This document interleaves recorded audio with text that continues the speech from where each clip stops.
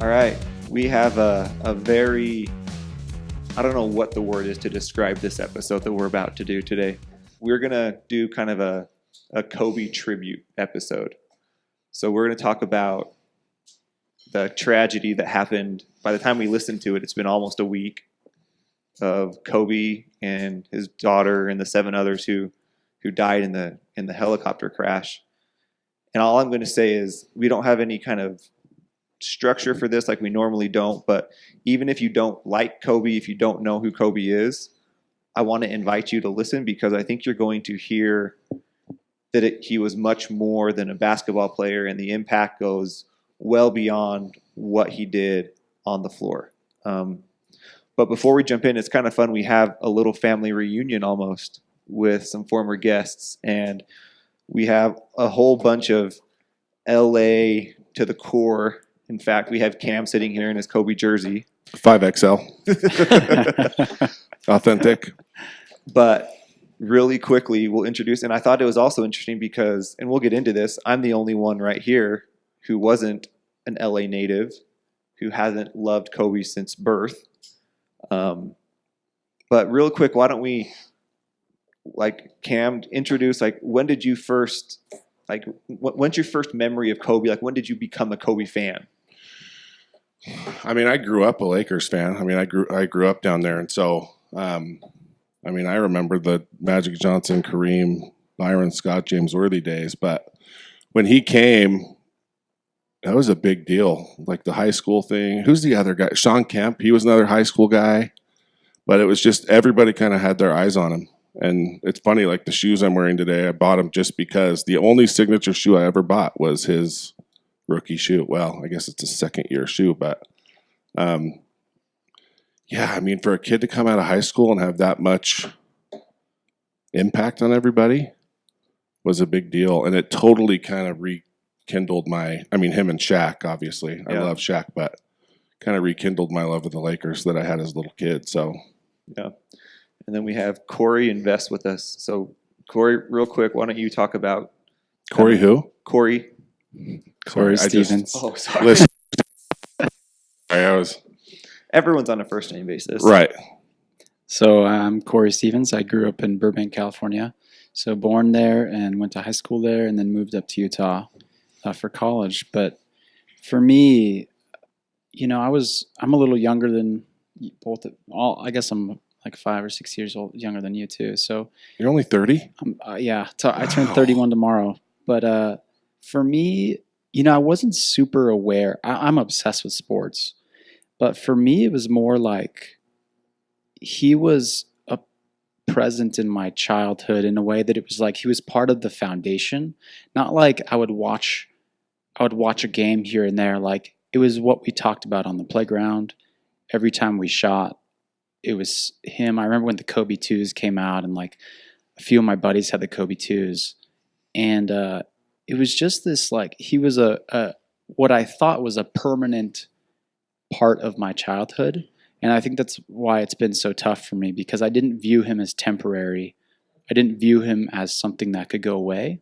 I viewed him as like immortal, fixed part of my childhood. And so I'm like pretty shook with this. And like here we are, 4 or 5 days later, and I'm still really struggling, really emotional. And so I'm going to try and get through this today. Yeah. I mean, I think it was Jimmy Fallon who's like, he was talking about what happened. He's like, I thought you was going to live forever. Yeah. He's like, that's just, you met Kobe. I mean, those two have a funny story of how they met. That was a great story. Yeah, the beer runs. Yeah. But it's like, yeah, he was going to live forever. I think that's how everyone just kind of felt, right? Because you have this larger than life person who's got to always be around. Yeah, I envisioned him like in the Jack floor side seats, when he's old, and Jack will just have to keep those seats, I guess. Yeah. Vess, what about you? Man, 1996. Oh, you have the year. Yeah. I just remember when Jerry West pulled off the trade where we sent Vlade Divac for Kobe Bryant. And that's actually when I became a Jerry West fan. Yeah. And ever since 1996, Kobe's been more than just a person that I liked to watch play basketball or that I was learning from. Like you, Kory, I've almost been embarrassed how affected I've felt, and I'm kind of moping around the house, and it's just because Kobe, although I never met him, like I felt like he was my friend, which just speaks to the power of who he was. That some Corona boy never met him, never spoke to him, never was in the same. Well, I was in the same building as him a couple times. He certainly didn't know my name, but he felt like a friend because I knew everything about him. I wanted to be like him in so many ways because since 1996, the words Kobe Bryant have come out of my mouth most weeks of my life in some way. So it's pretty shocking at this point. What is it about, I don't know if it's sports in general, that allow us to get this type of connection with someone that we've never met before? You know what I mean? I've thought a lot about that because as I've tried to figure out why it was so impactful to me. I mean, I've had people say, well, why aren't you affected by the deaths of soldiers, or why aren't you affected by the deaths of other things or other people? And the honest truth is I don't have an answer for that. You know, like, is there something about sport or sports that allow us to kind of connect with someone on a different level? I don't know. What do you guys think? The gospel of Kobe Bryant, if you will, the Mamba mentality, which the whole world knows that phrase now. It's so relatable. Although there's nothing about my basketball game, and Andrew knows this, that is relatable to Kobe Bryant. So much of what he taught, I can emulate, I can strive for, I can go for.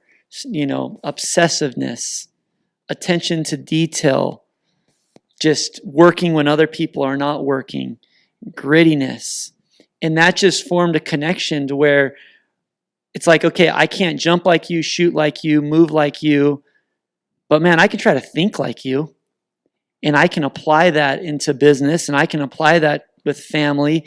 And so it made him feel relatable to me, even though we are very different human beings physically. Yeah. What do you think? I think for me, sports have always been an escape for me. And Kobe filled my childhood with some of the most memorable things that ever happened. He was always in my living room with my family. We were jumping up and down. He was just always a part of my life. And, I feel silly at how much it has affected me. I mean, I immediately broke down. It was like it was a family member. I'm struggling to sleep at night. I keep thinking it's going to be fake. I shared, especially with social media, when he first started, joined the league at 17, social media wasn't really a thing at all. But now I've watched him grow up as he's had really active social media accounts, and I've seen him as a father. I watched him retire. I watched him recover from an Achilles injury. Like, I got to watch that, and I've sought after sports through my own kind of personal struggles, and it's always been this really special thing. And Kobe was a part of that from when I was a little kid, and so it's just been devastating. I think it's, like you referenced soldiers. Kobe, if you think about it, we all got to watch him longer than, he was in the NBA longer than he wasn't in the NBA, right? I heard that with Colin Cowherd today. And so you do, in essence, feel like you grow up with him, right? Like, I think for, we'll say your generation, Kory, because we're 10 years apart, but like, he was your Michael Jordan. I think kids now have LeBron, right? Where they've been in since they were, he's 17 years old, and he just kind of feels like there's the NBA and then there's Kobe up here. But more than that, I don't know if it was his background or what, but I don't think there's many players that can relate with the kid from the hood, South Central LA, and the 40-year-old white dude in Utah. you know, because he was so relatable to just about everybody. I mean, how many languages did he speak? Yeah. You know, like when he got on camera, especially as he got a little older, it was a lot of inspirational stuff, and it almost felt like he had some sort of like mission or message that he wanted to get out. Well, he That was did. way beyond basketball. Yeah. And this week has been really interesting. I told my wife last night, like, my wife doesn't watch sports, and she's been messed up by this thing. And I was talking yesterday that I don't know that I've seen the country this unified and love for something since 9/11. As crazy as that is, it's almost like everyone's a big happy, or not happy family, just a big family, and we're all just kind of trying to comfort each other. All because of one, I mean, not one guy, but you know what I mean. Like, it is such it's almost like it had to cement the message. I don't know. Like, it feels like like him passing, because it wasn't like he did something stupid. You know, we lose people young. Michael Jackson, Skip Bayless was saying this, Elvis, you know, but they all did something, you know, whether it be drug or something kind of whatever, but this was just straight out of nowhere. Disaster. And I mean, he's been flying a helicopter to work since the 90s. Exactly. I mean, it's crazy. And so it just feels like there's something bigger going on. And I think the response of not just our country, but the whole world. Yeah. Like, sometimes it's comforting to think that, man, maybe we needed to come together for something right now. And that's probably one of the few people on this earth that really could do that. As crazy as that is. I've had the exact same thoughts that without tragedy, without Kobe and his daughter going out this way, someone dies of old age. Their lives just are not looked into Right. with the same intensity as when there is tragedy surrounding it. And so, Such a good point. Like you don't spend so much memorialize time them. looking at him. Like, to our point, I've spent probably every waking hour either watching a Kobe interview or listening to a podcast or going back through his stuff. You know what I mean? That's a great point, Vess. and it would have never happened had he not gone out this way. And so, if there's any silver lining, it's the unification Right. of people. It's that his message is more known now than it probably would have ever been. Yeah. But man, I heard my friend put out on Facebook, and I couldn't agree more. He's like, I feel like there was just a glitch in the universe. Huh. Like, this wasn't supposed to Yeah. happen. You know, people say things happen for a reason. Well, he's like, I don't know about that with this one. Yeah. So for me, it's interesting because, like, so I have a terrible memory. Like, my whole family can attest to it, but I'll never forget where I was. Like, so we were in St. George. I was walking out of our hotel to pack up our kids to drive back home. And I'm on a group text with a couple of buddies. Brett Munson Oh, yeah. sends me a text with a TMZ cover shot that Kobe had died. And like, my first reaction was, no, there's no way. Like, that's not true. And then stuff started coming out. And then the next thing I heard was his whole family was on the helicopter. All of his daughters were there. And so all these rumors started flying around. And I was still kind of like, if all of these things are coming out, maybe it's still not true, because there's so many different stories out there. Well, it's TMZ to start with, right? You know, but then it's funny. Like, the one that kind of cemented it was Woj from ESPN. Yeah, when I saw Woj, I was like, Woj wouldn't mess around with like a superstar death. No. I knew it was real when Woj put it out there. And as soon as that happened, like, Shaq said it. Like, he's like, I haven't felt the pain that sharp in a long time. And like, it hit me on a level that I don't know that much ever has. Like, I'm not a very emotional guy. I'm just not. Like, I can legit tell you in the last 15 years how many times I've cried. Oh, Once. dang, dude. You know? Yeah, that'd be nice. Literally, like, once.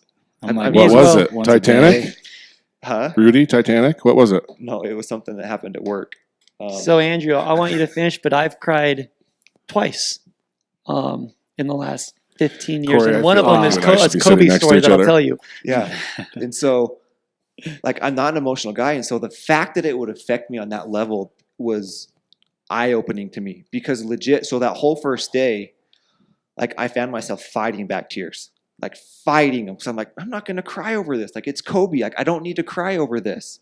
Well, in your social media reservation, like, you know, we've talked about it on the podcast a lot. Sorry to cut you off, but what you wrote on social media, that's a big deal for you. Like, social media is kind of, I mean, for the podcast, it's not hard, but for you personally, you know, you don't really worry about it that much. So for you to get so like open and heartfelt, like when I read that, that's when I knew. I was like, whoa, this is a big deal for you. Yeah, like, so I got home from St. George, and we just, obviously, I think everyone, the TV's on, you're glued, you're going through all the different coverages and watching all the stories. And seriously, there's something inside of me. I was like, I just have to write. I don't know what it was. I can't explain it. So I pulled out my laptop, and I have 3 pages Wow. of just, I was trying to Dang. get onto paper what I was feeling. And I was trying to almost like justify why I was feeling it, because I was like we've had family deaths in the last 15 years. We've had tragic lives. We've experienced a lot, but I've always been able to, I don't know, manage it differently. But this one, that whole night, I was fighting back tears. I didn't cry the first day. The second day I woke up thinking, oh, this is fake. Like, I fully expected to wake up and see a story like, oh, sorry, we're wrong, you know? And then it hit, and I think, I don't know why it is. I know one of the things that gets the most is, like, Kobe is known for his mentality, his ability to push through anything. I mean, the dude tore his Achilles, stood up, made 2 free throws, and walked off the court. I mean, that is unbelievable. I mean, he's been able to mentally push through everything. And, like, I literally can picture myself inside of the helicopter as it's going down. Like, I can imagine myself sitting in there, wow, with my kid, and you have Kobe, who's been able to do everything. What is he telling his daughter? Like, what do you tell your kid when you've always been able to say, it's going to be okay, I got this? Because it's always been true.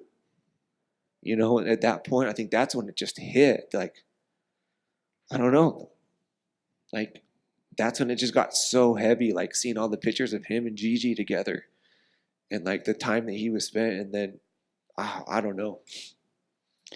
Yeah, that's kind of when I can get into a little bit of a dark place myself, because I've tried to replay that scene as well, and I'm like, okay, if I'm Kobe, am I telling Gigi, hey, like, get out of your seatbelt? We've got 15 seconds left together, and I just want to hold you, and I just want to feel that, you know, for the final seconds of our lives. Or I was also thinking, well, Kobe might have been saying, no, stay in your seatbelt. We're gonna make it through this thing.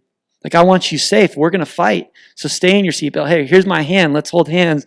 You know, we've got this. But yeah, as a father, it's pretty challenging to replay, you know, those seconds. Yeah, man, I just hope there, you know, I just imagine that last glance or something, you know. I just hope it was really sudden and unexpected. Yeah. Well, and the fact that it was Gigi of all the kids too, like, it was kind of Kobe Jr., right? Like, you could just see it in pictures. And I'll be honest, I had no idea. Like, that's not a part of, like, since Kobe left, I have watched maybe 5 basketball games. Like, the NBA, this is helping me. Seeing this other side of the current NBA athletes is actually really helping me, because I love, like, basketball's always been my second favorite sport behind hockey. And I kind of felt like since he left and Shaq, like, just, I don't know. I have a hard time relating to it. But so I never really paid attention to the Gigi part, like how similar she was. And then to learn like what he was doing for women's sports. It just makes it almost, I mean, how do you make Kobe's death more impactful? She might be the only way to make it even more impactful. Yeah. Because it's like we lost not only him, but really the person we could kind of relive that connection with again, as she went to college and WNBA. And I mean, she could have been kind of the person that really, really takes the WNBA into kind of the mainstream. Who knows? And so but you look at the effect that it's having on so many influential people. And that's why I think how it happened, who knows why we need it right now, or, maybe what God was thinking. But when you have guys like Shaquille O'Neal saying, I got to change. Like, I got to say, I'm sorry. I got to love people harder. I've got to do things different. And you have all these people saying the same thing. And it's just spreading so much love like wildfire. And athlete or person into sports or not, my wife could care less about sports. And we've talked more about this Kobe thing than anything I can remember. Well, because it's so much more than Kobe. But you brought up something. I had a question for you guys. Has this made you guys do anything differently? Have you done anything differently since Sunday, since it happened? Cried more than normal. And the reason I ask that is because, like, true impact, and Kobe talks about this, like, true impact is inspiring someone else to do something, right? So it's like, as sad as this thing has been Kobe, it's like, you know how impactful it is if someone changes their behavior because of it. Like when you hear a message or you meet someone and it gets to you in such a way, it literally changes a piece of you and it changes what you do, right? Right. For me, I'd say, like this morning when I was leaving the house, I hugged my daughter goodbye. I hugged my baby goodbye. Last night, as I get the kids to sleep, it's like, Vanessa would do anything to have Gigi wake up in the middle of the night bugging her that she has a tummy ache, and so for me, it's like, I'm thinking about some big picture stuff with work and with my business and stuff. But for me, what it has done is like this morning, I gave my daughter a real big hug, and because it's like when you say goodbye, like one time it's gonna be, and Kobe didn't know that, and I'm just thinking about that a lot. Yeah. Man, gosh dang it. Yeah, for me, I think I've just been more in a processing mode. I can't say that any of my behaviors have changed. I guess I've been brushing up on my Mamba mentality. I never got an MBA, but I'm trying to get a master's in Kobe. Yeah. And I think that's the MBA and Mamba thing, like you could really do something with that. Yeah. That's brilliant. Sorry. Wow. And so, there's just been so many cool lessons. Like I was listening to an interview last night, like I've done every night, since Sunday night. And Kobe's talking about how I would never change the past. Mm-hmm. I would never do redos. Why would I want to do a redo? The pain that I feel when I mess up, that's why I'm great today. If I never felt that pain before, I couldn't do what I did. Why would you ever want to redo? Right. No, embrace everything that's happened. It's all of it, right? And face it.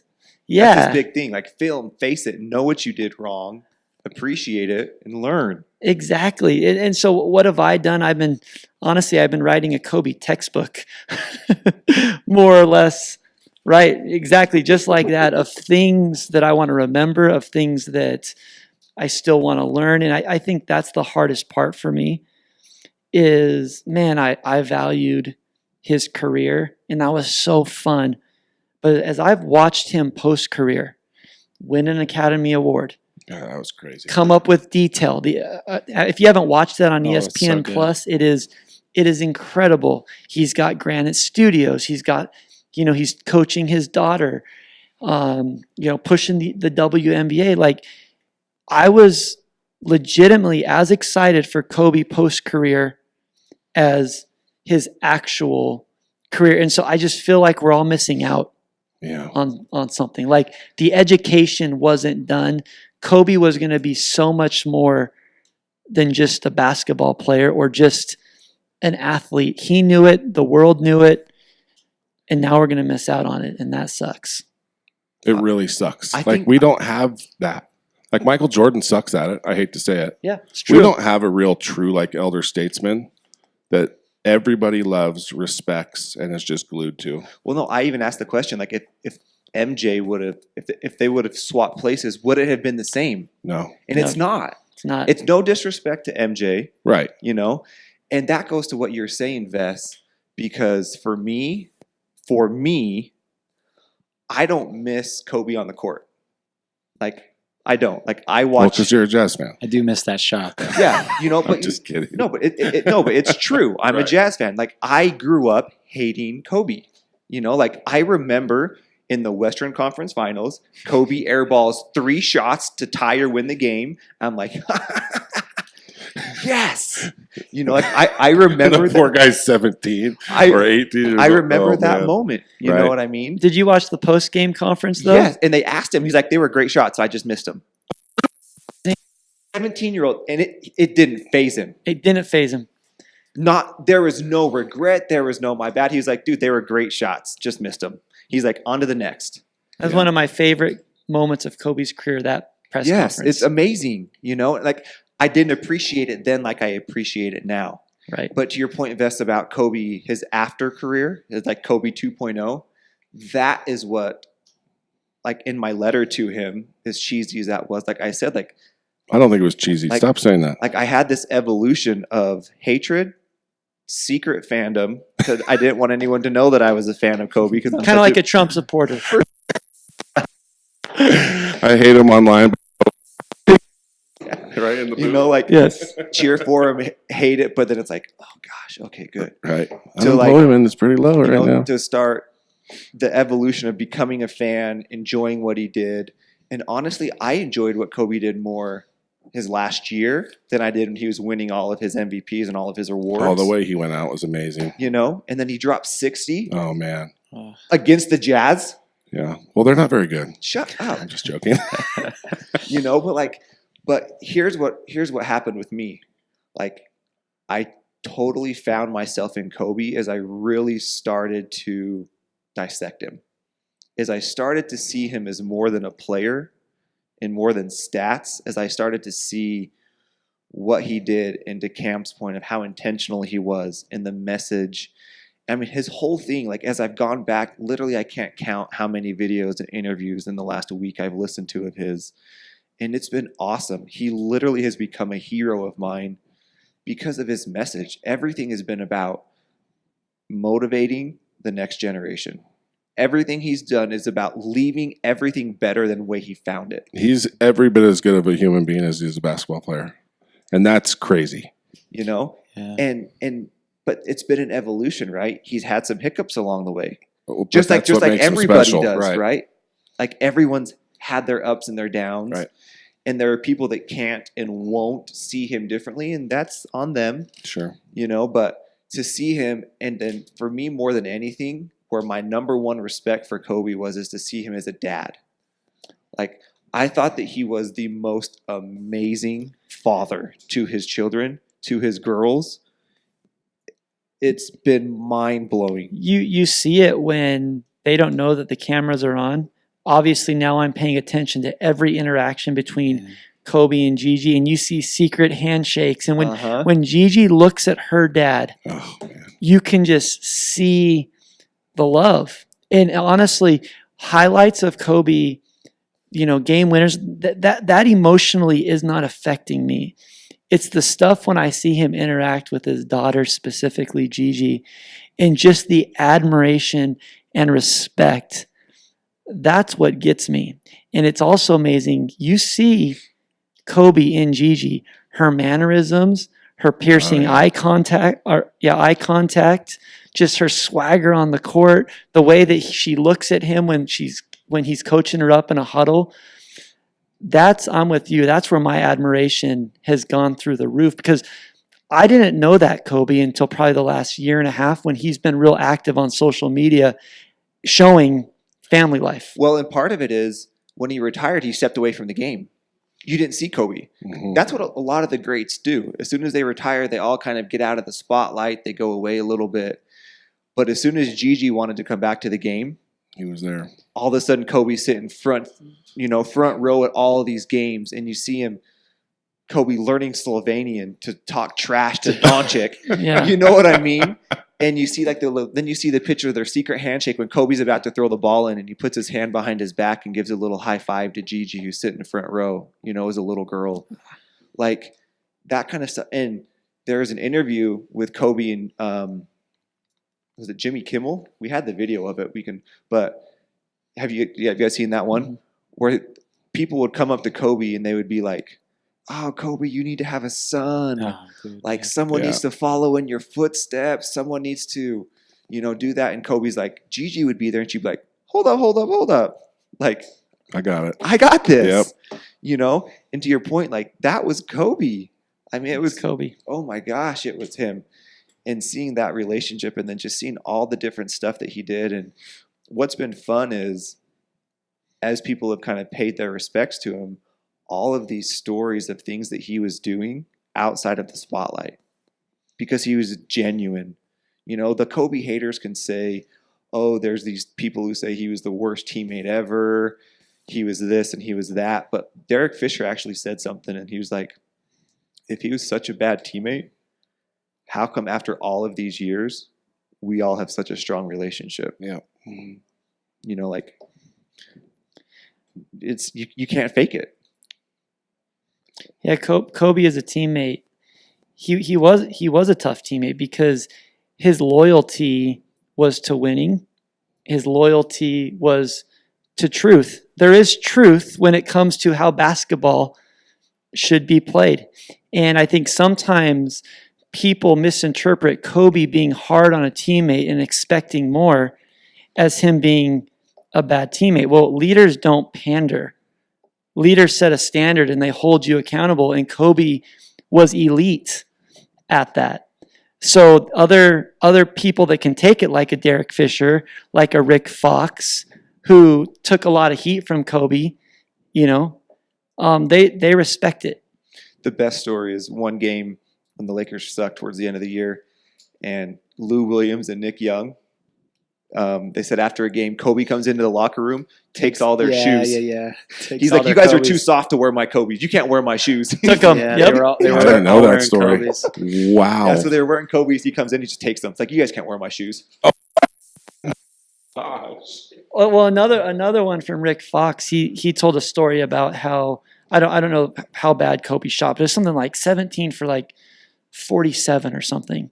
And the reporters basically said, like, Kobe, like, what's up? Like, why weren't you distributing the ball? And Kobe's like, well, I thought that me being guarded by 5 people, there was a greater likelihood of me making the shot than any of my teammates. So then the next morning at the team meeting, Rick stands up and is like, dude, Kobe, like, how could you say that? Like, what's up with that? And Rick's getting mad, and Kobe's like, and this kind of speaks to his honesty. It's like, Rick, I don't know why you're getting mad. That's how I felt. I'm just being honest. Yeah. And yeah, that's an unnatural thing for most of us to think or say, but Kobe's mindset was at another level, and right or wrong, that type of self-belief, that can take you places in life. Yeah, for me, Vess, I realized his the respect for the purity of the game during the Vegas All-Star game when everyone was playing like really crappy basketball, and he just went all out the whole game Yes. and destroyed them all. And everyone was like, we've been in Vegas for a few days. What's your problem? Why are you playing all out? Like, why are you actually playing defense in an all-star game? But Kobe respected the game, and he's like, if I am on this court, there's one way to play, and I don't care about the culture. I don't care about the camaraderie right now. Like, I'm here to play basketball. I don't care who you are. I don't care what the scenario is. I'm playing ball all out. And that's just what he did his whole life.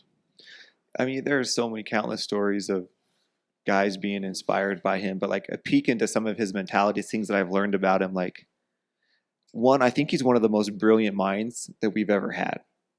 He just, his artistic ability was through basketball, but what's crazy is like all the stuff you've seen since. But like they talked about, he was on an interview and it said in 2008 when they lost to the Celtics, he's like, the last 2 minutes they played this song by Journey. He's like, oh, I hate that song. But he's like, I played that song every day for the next 2 years, so it didn't bug me anymore. Wow. Like he was like fanatical about getting over stuff. And then another, D Wade and Derek Fisher were telling a story about later in the career, they were playing Miami, and D Wade was like, I was guarding him, and every time he shot, I would bump his wrist. He's like, I didn't get called for a foul once, and Kobe had a terrible night. He's like, I got him. And D Fisher's, yeah, I remember that night. He's like, do you remember what happened next? Kobe, after the game, goes back they're in Miami. He goes back out to the floor with an assistant coach and says, hit my wrist every time I shoot. Yep. So we went back out to practice those shots. D Wade, someone tells D Wade, so he's like, So D Wade and LeBron change back into their workout clothes because they're like, no, we can't be shown up by this guy. Like, if he's going to work extra, we're going to work extra. So they went back out to put in work, and he's like, yeah, we still left before Kobe left that night. Exactly. Wow. Like his unbelievable determination, and he took that everywhere after. Like, I mean, the man won an Oscar a year after retiring. He became a New York Times best-selling author. You know what I mean? Like, there's so much to him that I wish,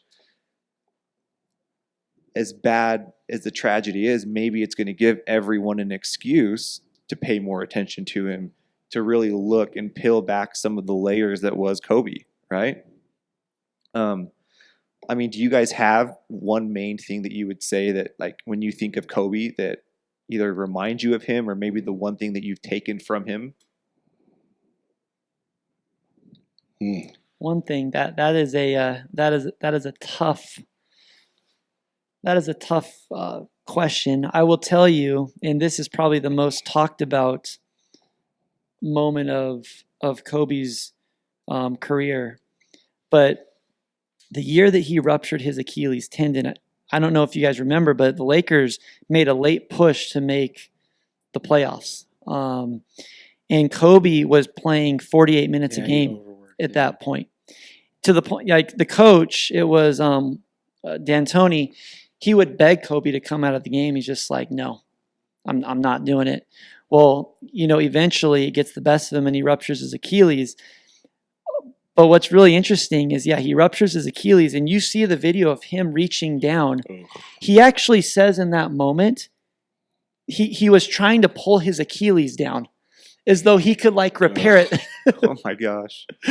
He stands up. We know the story. He makes free throws, and those were important free throws, and he walks off the court. Okay, the toughness is incredible. The toughness is inspiring. That's actually not my favorite part of the story. My favorite part of the story is that despite that disappointment, he knew the media and the fans wanted to hear from him. Most stars, when they have an injury like that, there's no interview post-game. Kobe did the post-game news conference, which for me meant a ton. It showed you his character. It showed you that he cared about the fans. We wanted an update. We wanted to know. It showed that he was vulnerable. He cried. He said, I don't know if I'm going to be able to come back from this, but I'm going to work. And the fact that he did that post-game news conference for me just taught me so much about that man. Yeah, the toughness of shooting the free throws and walking on an Achilles, that's awesome. But to face the media after that type of disappointment and do it with class and humility. I won't ever forget that. That's crazy. For me, it'd be it's actually a video that I hadn't watched before until he passed away, but it's the video where I think it's is it A-Rod interviewing him, and Talk he's about the helicopter. Talking about why he flew helicopters, Mm-hmm. and it wasn't like it had nothing to do with the glamour, even the convenience, the speed. It was just, I want to spend more time with my family. And so I fly in helicopters. Sure, there's like some physical benefits. His body was banged up. Driving is tough on his legs and his Achilles and everything. But like the fact that he went to great expense to fly in a helicopter so that he could have, an hour or more, maybe. I was going to say that's probably 2 to 3 hours a day. Yeah, I mean, I haven't because driven in that traffic in a while. Yeah. 405, like, oh. Well, he talked about it. He said his routine was he would wake up at 4 in the morning. He would do his weights and his shots. He would take his kids to school every morning. He would then get on a helicopter, go into work, do his thing, work out, blah, blah, blah. He's like, what the turning point was is when he was driving home, he would get stuck in traffic and he missed a play. He missed one of his kids' plays. He's like, that can't happen. He's like, I'm on the road enough for road trips that like me being in the car with my kids is invaluable. So he started doing the helicopter because he wanted to be, and he jokes about it, it's like, I want to be first in line to pick my kids up from school. He's like, and if I'm second, I'm freaking pissed off. It's like, I'm going to get there an hour early because I want to be first in line to pick up my kids, because he's like, that 20-minute drive home, you don't know how many of those you're going to have, And so everything he did was so methodical, but it was always centered around family. Like everything was centered around like, how can I spend more time with my kids? And what's funny, Vess, is when he told me that story, when I was listening to that story, it reminded me, like, if in our interview, we talked about like work-life balance and how that's a farce and all that kind of stuff, but you're like, the one negotiable for me is I got to be home to put my kids to bed. And I don't know if subconsciously you did that with Kobe in mind, because I know a lot of your stuff comes from him, but it totally reminded me of you when I heard that. Like his like, no, I got to be in line to pick up my kids from school. Like that's not negotiable. Like if I'm home, I'm picking my kids up from school.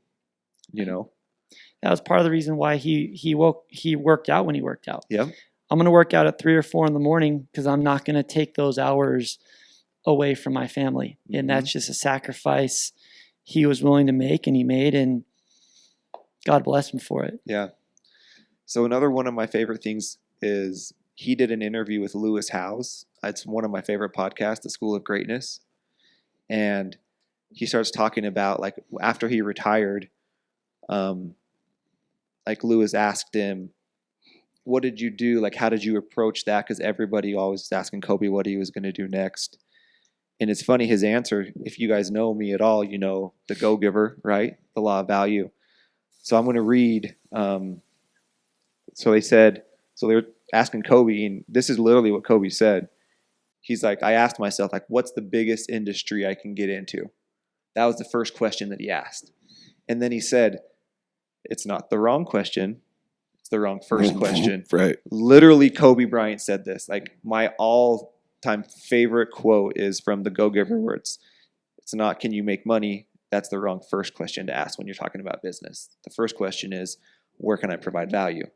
So then Kobe said what he learned was not what's the biggest industry, what do I love to do?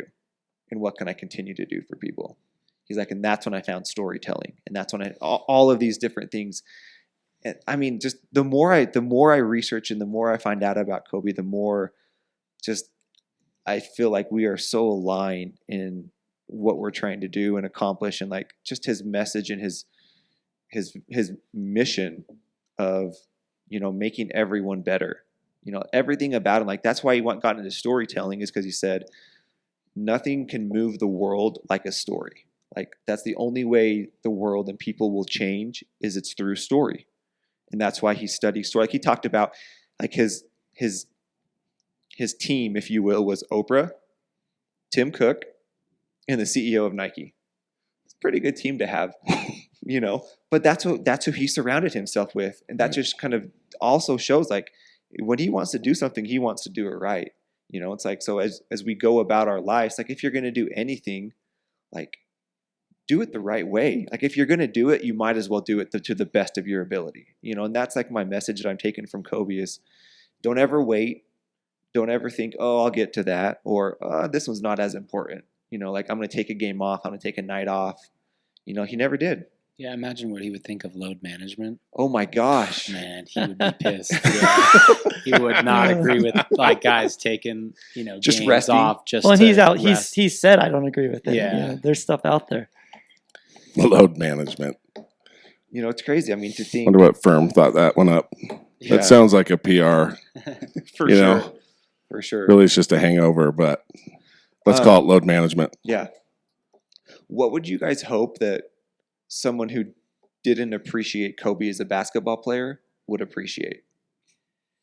Man, for me, the interesting thing is like I've had a number. I posted on my business Instagram account about Kobe in the first person.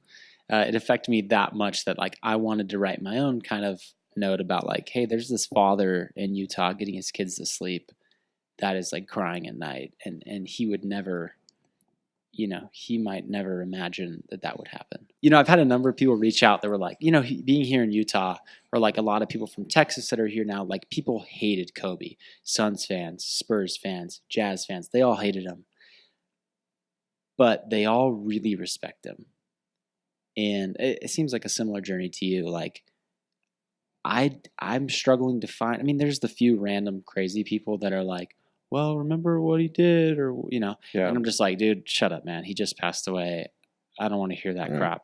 But like 99% of people, whether you liked him or hated him while he was alive, have gotten to this point of like reverence.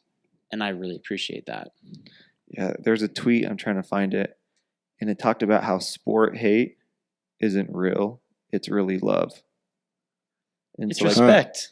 yeah. Yeah, that's interesting. You know, and it's like, as a sports fan, you can hate him, hate him, but they're like, that's not real. Yeah. It's you love the man. Well, who in sports do you hate that sucks at their craft? Mhm. Yeah, it's true. You just don't care about people that aren't very For good, me, it's Zaza. right? Zaza Pachulia. Oh, here it is right here. Yeah, sports hate or hate from afar is never ever real hate. It's misplaced love. Mhm. I was like, that's really good. That's great. For me, you guys are going to think I'm crazy, but I'll put this out there. I always had a feeling, much like I told you my Tiger Woods story, and I always felt like, you know what, I'm going to get to play golf with Tiger Woods. It always just felt that happen. I always felt, and I've told this to a lot of people, my wife, people that work for me, that mine and Kobe's path was going to cross, but not because I hired him to come and speak at my company. I always felt like that was cheating. I felt like it was going to happen naturally, that we would need something from each other, and that I was fully persuaded of that. Well, that's crazy. Like, there's no reason for me to ever believe something like that, but I only believed it because of Kobe. Like, Kobe taught me to believe that something as crazy as that could actually happen. And if one thing about Kobe lives on with people, I hope it's that he had the ultimate amount of self-belief, but it was backed up by extremely thought out and just hard work. That it was not haphazard. It was planned. It was strategic. It was methodical. But you put that with a strong belief in yourself, and yeah, this little Corona nobody could have crossed paths with Kobe Bryant. Well, I think for me, it's kind of just the husband and father side of him. If you think about it, he grew up in Italy. He moved to Philly, right before high school. That'd be hard. Like, that's not a nice place, right? Like, that's a tough city. And, he's already speaking a couple languages. His dad's a pro ball player. But then the guy's a millionaire at 17 years old. I mean, that guy really, I think 99% of the world would be a total dick if they grew up like that. Like they would think that they're the God's gift to earth. And so the fact that he went through, the trials that he went through the whole Colorado thing, stayed married, fought for his marriage, had kids, all while being probably one of the top 5 most revered and recognizable athletes on the planet, has more money than he could spend in 10 lifetimes. Yet he was accessible, he had a message to share, like he cared. I mean, hearing Shaq talk about the day before or Saturday, he sent a text to his son, Sharif, when they're just in the gym, like, hey, what's up, man? Just catching up. Like, how many people does he have in his phone, right? So what's crazy is it's because his son had just said he's thinking about leaving UCLA. So Kobe shot a message back, are you okay? But I mean, Like, how what's cool up? is that? Yeah, like he's got 4 kids, a wife, businesses galore, right? I mean, his schedule must look insane. And so for him to be that human and that connected still, especially with Shaq, who... Yeah, the history there. Yeah, like they're brothers, but they've had a lot of... It speaks to the person. And so same with Gigi. Like, I think that she grew up in Newport Beach. Her dad flies on helicopters to work. Like the fact that she was dominant and disciplined and loved basketball and just seemed like a happy kid, and she was being raised right even in that circumstance. And so to me, she is probably the greatest proof. That and his marriage, lasting so long and being so successful. I think it's amazing to think what he could have turned into with the life that he's living. To be where he was now I think it's incredible. Yeah. So for me, it's the family man, it's the dad, it's the friend, and the husband that I think are some of his greatest accomplishments. Which is so awesome that's what people are remembering. And most people that are talking about him, they have funny memories that's in the locker room or playing against him. But it all circled back around to that. Like, as much as he loved the game, you knew he loved his family more. You know what I mean? And like, so it's kind of a morbid thing. But I always talk about, like, it's an overused word now, and I wish I could think of a better word, but impact. Yeah. Like, everyone talks about impact. Like, in my mind, like, the way I've always measured it is like, if you have true impact on someone, they're going to show up to your funeral.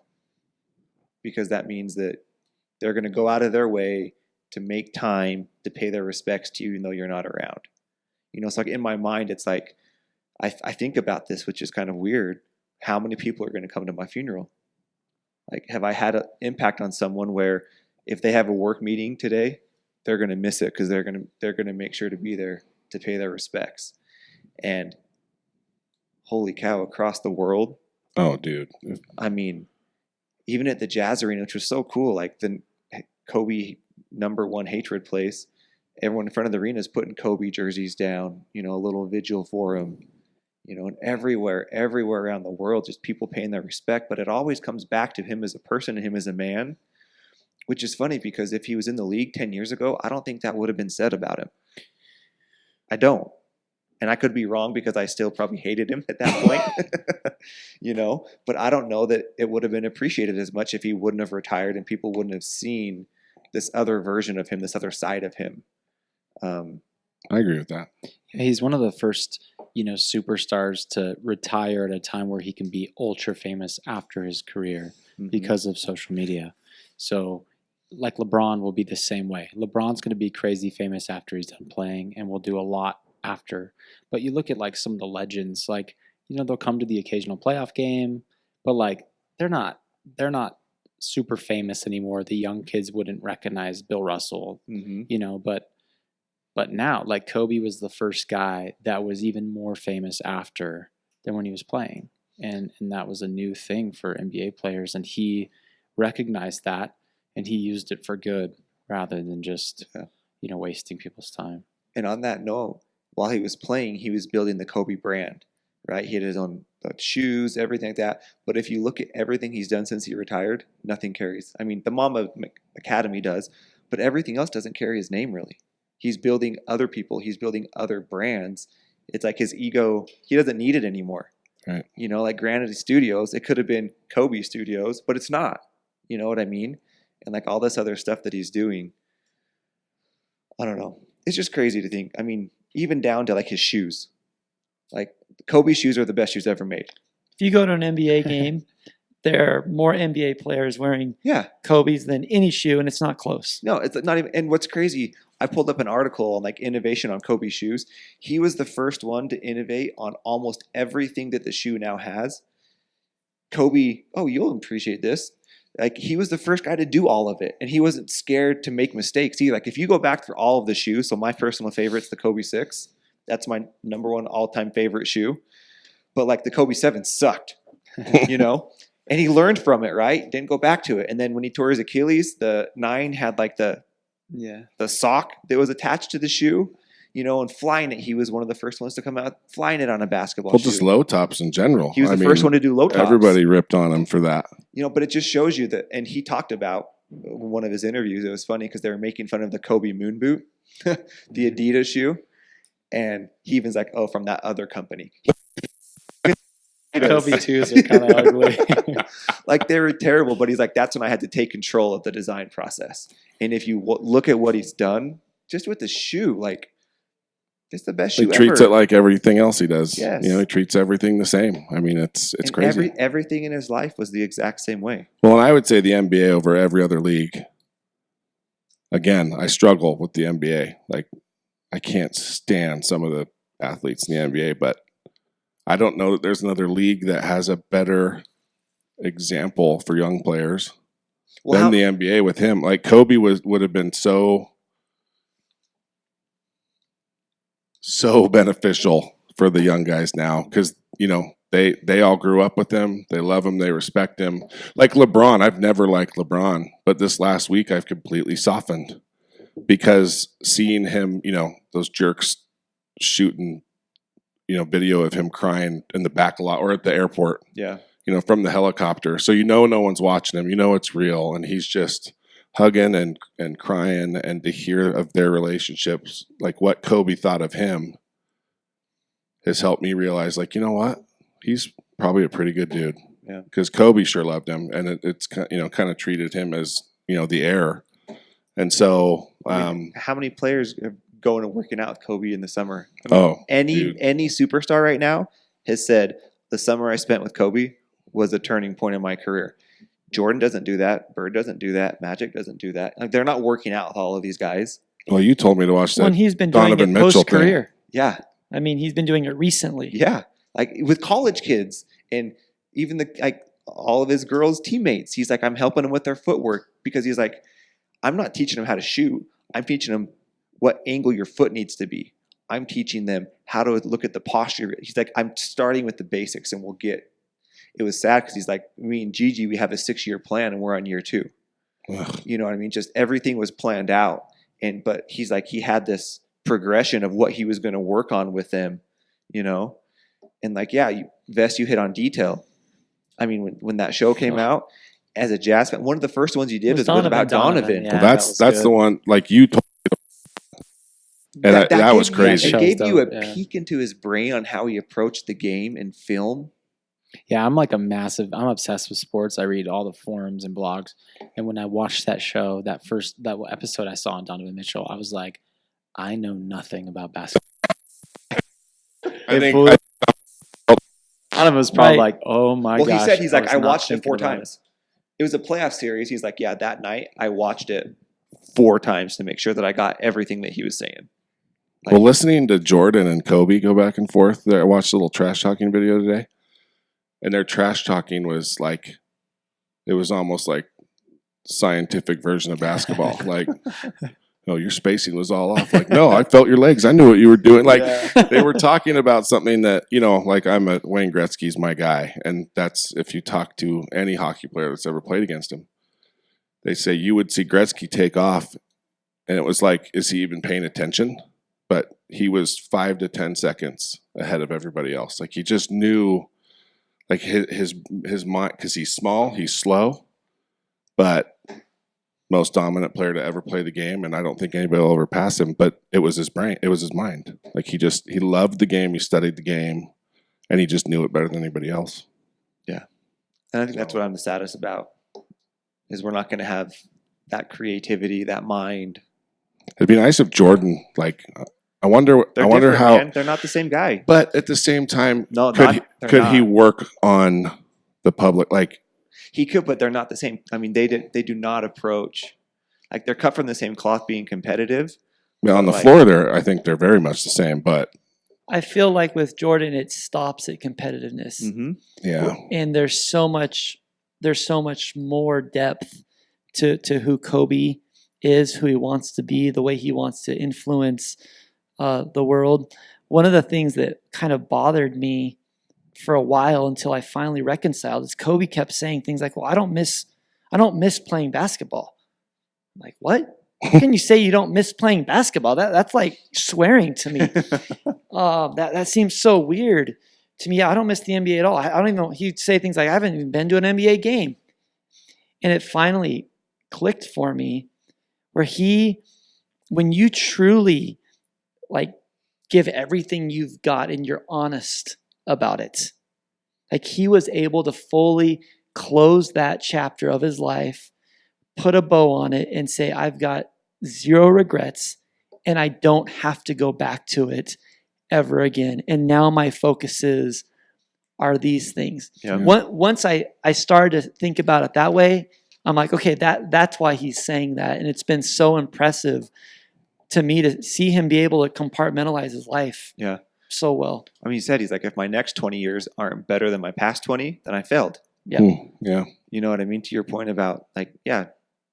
And that's healthy, because I mean, I know a lot of athletes, and I mean, even the kids after college, like, I mean, BYU football players, I know a few of them that just Living in the past. they're man. they're living in a past, or they're just in a funk. Like, Well, that's what I defined know somebody, them. right? Like, I know a guy who can't go to a football game because he just misses it so bad, and he just can't play anymore. And so he retired so gracefully. I can't think of anybody else that went out, because he could have played longer. You know, he Well, could have. even Anybody would have paid him to stick around. Well, in his retirement thing, he's like, I could have done it. I don't want to. No, And he said, and that's okay. And I think that was like the most important phrase for me, because I think we all carry this shame and judgment of maybe not living to other people's expectations or what Sure. they think we should be doing. But he's like, I don't want to. And I don't care what you think, because guess what? That's okay. Yeah, and what do you like? What else does he have to prove? Well, in that night, it's funny. He's talking with Rob Pelinka. Maybe you guys saw this kind of side Is Rob his agent? interview. Yeah, his Yeah. agent, who's Agent, now the good. GM Yeah. of the Lakers. And Rob says, the kids, so you going to school tomorrow? And Kobe's like, yeah, you're going to school tomorrow. You're not going to watch your dad put up 60 and then you're taking a day off tomorrow. Right? But Right. it's like, that's just who he was, Yeah. on task, focused, driven, not taking any days off. It was just a really cool exchange, because it wasn't an interview. This was a private family moment that someone caught on camera. Awesome. Loved it. Yeah. Wow. Well, this has been good for me, just to kind of have a platform, just to kind of talk through some stuff, and it's been a lot of fun. Is there anything else you guys want to say? I mean, is there anything else, someone who's listening, that you want, like a last message you want to leave with them, or a last memory about Kobe? And then after that, I think it's kind of cool. We found a video of Kobe almost like saying a goodbye, and that's what we're going to end the podcast with, is him talking. So I'd just be curious, like, if you guys could talk to him right now, like, he's passed away, and you could talk to him right now as he currently is, like, what would you say or ask him, or what would you talk about? I would talk to him like, what have you learned about storytelling? Like, tell me what are the top 3 things that you're working on right now? Because he always had a plan. He always had what he called a menu. Like even in basketball, like every offseason, there was a specific move or a specific point on the court he was working on. So for me, I would love to know what is that thing right now? Like what aspect are you working on? I think I'd ask him what his 6-year plan for the human race was. No, I seriously guarantee he thought like that. Like, how can I make the world a better place? Like, if he was that intentional in everything else that he did, because it does. It feels like it almost feels like he did have a message. You know, Listen to him talk. There is 100% a message. right? Like 100%. he knew his status, he knew his reach, and you could tell that he wanted to do something with it. And I can only imagine that God needed him and needed his message, and this will make it so it is cemented in all of us. You know, I can't even imagine how many dads are being better dads this week. You know, Hope it lasts. Well, and it won't, unfortunately. I mean, hopefully it lasts long enough to accomplish what it needs to accomplish, and then something else maybe will happen to kind of remind us. But I think this one will stick around for a while, though, because there's just nobody that's gone like this before at the height of his popularity and so mutually kind of loved and admired. I don't know. I just can't see anybody else having this kind of effect on everybody. So For me, it would be twofold. First thing would just be gratitude. I legit have a poster in my office that I designed with 4 things I've learned from Kobe. This was before he passed away that I put that up on the wall. So the first thing would be gratitude. And the second thing, I want to talk about parenting. I want to know how do you push your kids to go and get their dreams without pushing them, without forcing them? Because it felt like he was accomplishing that with his own children. It's crazy. He talked about it a lot too. Yeah. Talked about it a lot. I can't help but feel bad for his other daughters a little bit. Absolutely. You know, like it's I like feel Gigi had an they're extra terrible for connection, you know. yeah, like that's kind of everybody's talking about is Gigi and Kobe, and I think that would be hard. But hopefully, you know, we're just looking at it from the outside, so I'm sure they all had the same Their personal special stories connection, and that won't affect them. But it's still got to be hard. What else is on your 4 things? So we've got be obsessive, stay in the middle, fear nothing, and Let's stay in the middle.